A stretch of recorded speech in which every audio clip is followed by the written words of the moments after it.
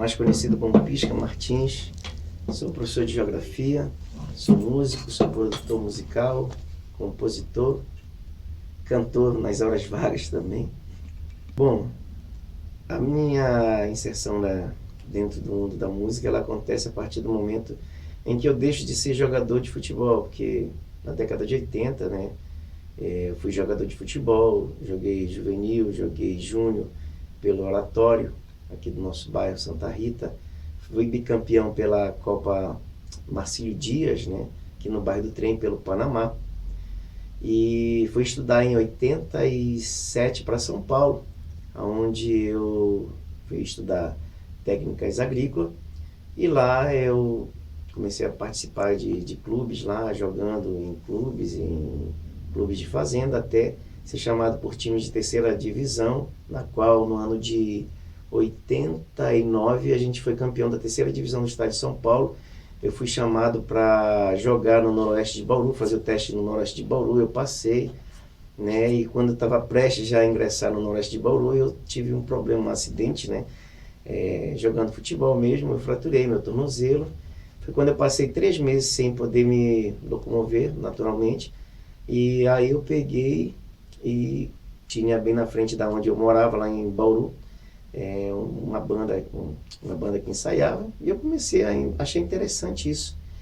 E dentro disso eu me interessei pelo teclado. Eu gostava muito de música já também, até mesmo na época, na década de 80, que eu era muito fã da banda Placa. Eu lembro disso, que eu sempre ia para a Praça da Bandeira, assistia aos shows, ia na APA, na antiga APA, assistia a banda Placa. Eu era muito fã do João Batera, ficava sempre ali olhando o João Batera, e nada a ver com teclado, né? Eu sempre falo isso pro João, que ele é uma inspiração.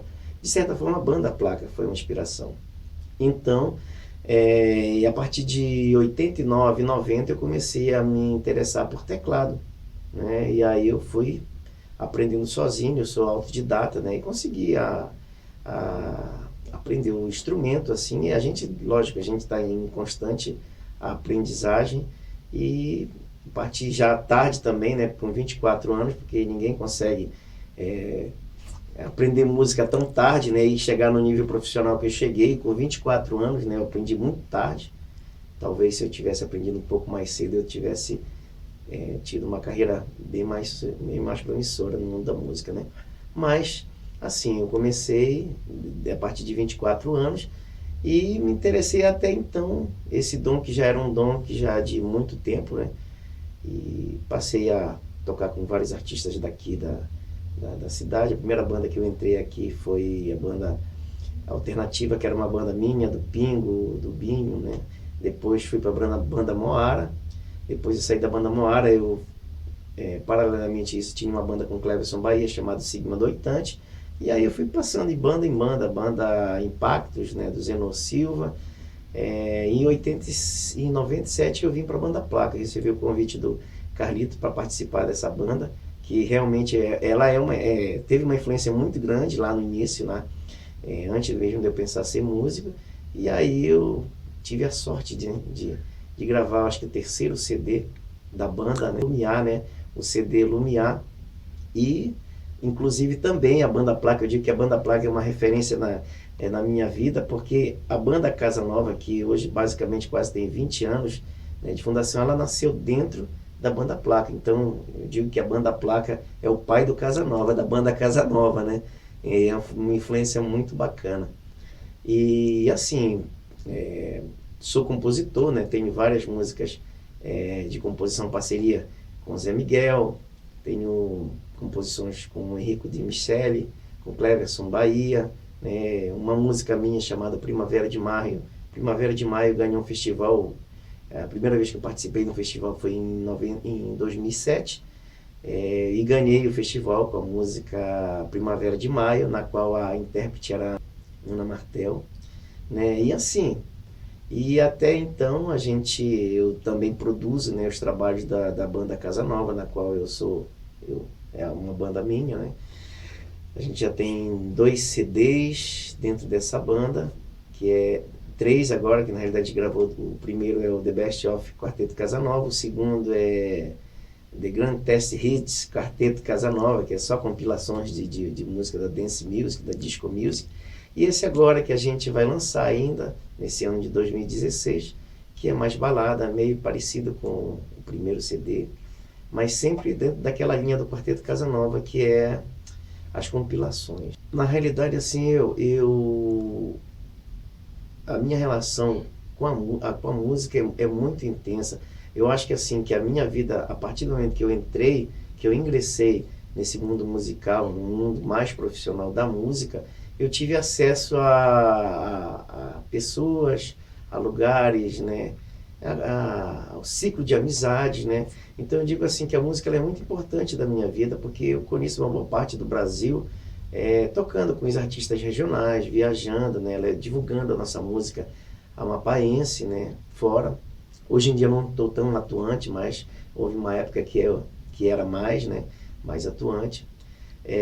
Também conheci muitas pessoas, né, pessoas interessantes, artistas nacionais, inclusive já tive a oportunidade de fazer algumas jam sessions com alguns artistas e até mesmo tocar com alguns artistas nacionalmente conhecidos, como Cláudio Zoli, Nico Rezende, Derico do Jô Soares, né, e também alguns artistas daqui da nossa região, Nilson Chaves, né, Andréa Pinheiro, Lucinha Bastos. Olha, no ano de 2000 final de 2011 e 2012, eu fui para Minas Gerais, né, mediante um problema de saúde do meu sogro, né, e lá eu, de certa forma, eu tive contato com alguns artistas de lá da região, e aí eu fiquei assim encantado, porque a gente ouve falar muito de Minas, mas na região que eu estava ali, próximo do Rio de Janeiro, 2 horas de Rio de Janeiro, que é Juiz de Fora.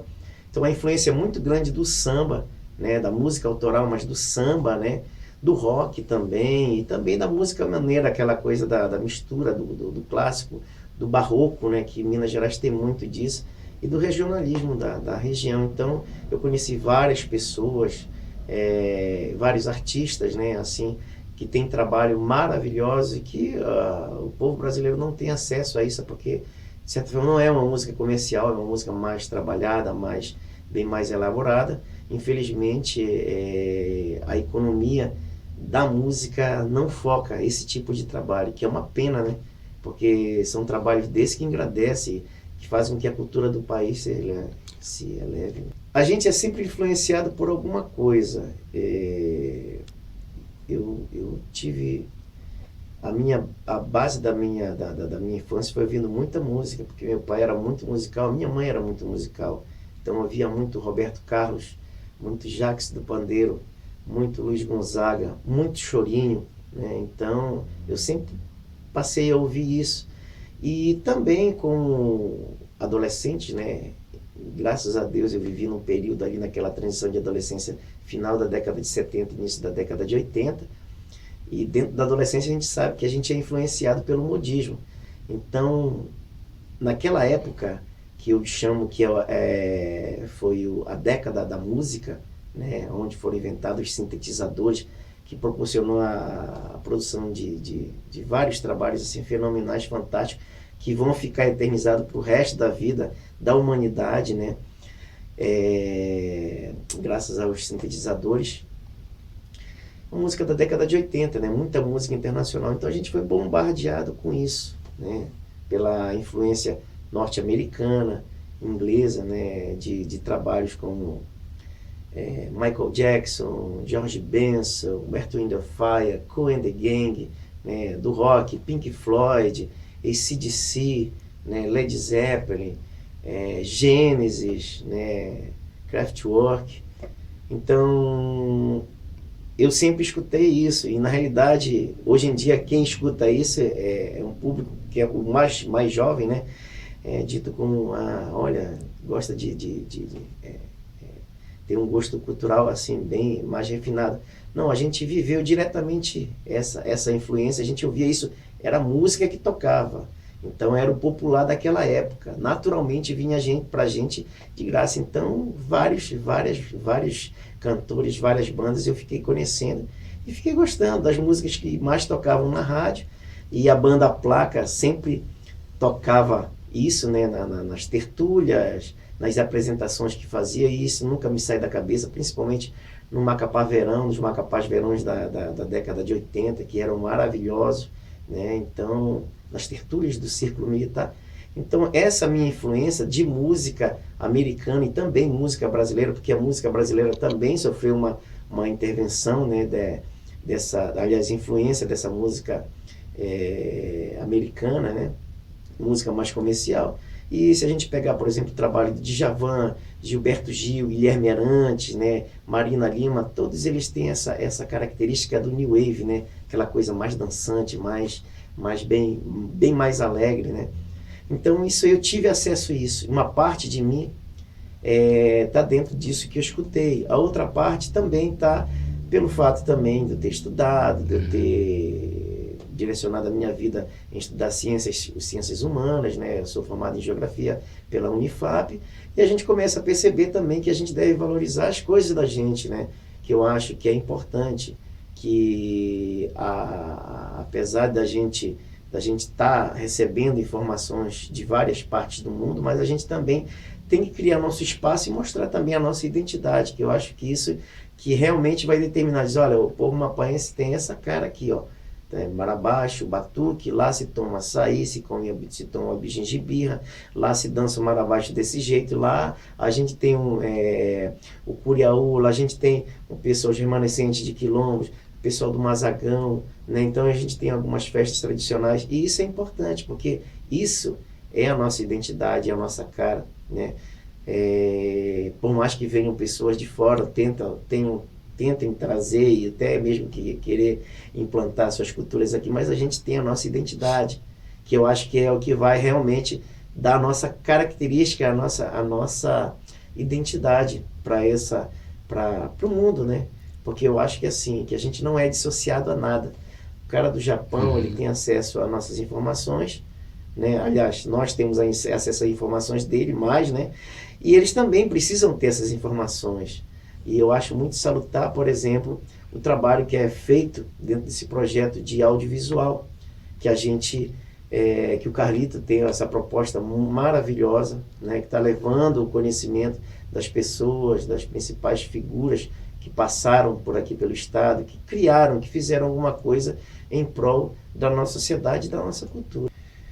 Bom, eu queria agradecer primeiramente ao Carlito, porque eu digo assim que se a gente for fazer um balanço geral de todos os principais eventos desse Estado, 90% tem o dedo do Carlito, né? Os principais festivais que foram criados e que são sucesso hoje no Estado do Amapá, você pode ter certeza que 90% tem o dedo do Carlitão dentro desse projeto, como é o Carnaguari lá, né, Carlito?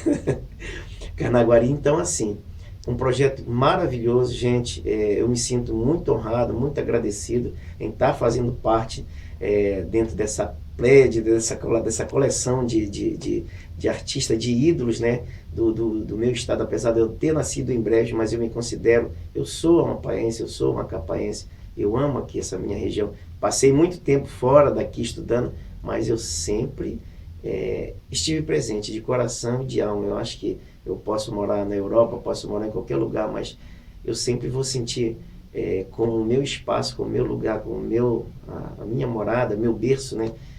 O estado do Amapá, a cidade de Macapá, que eu tanto amo.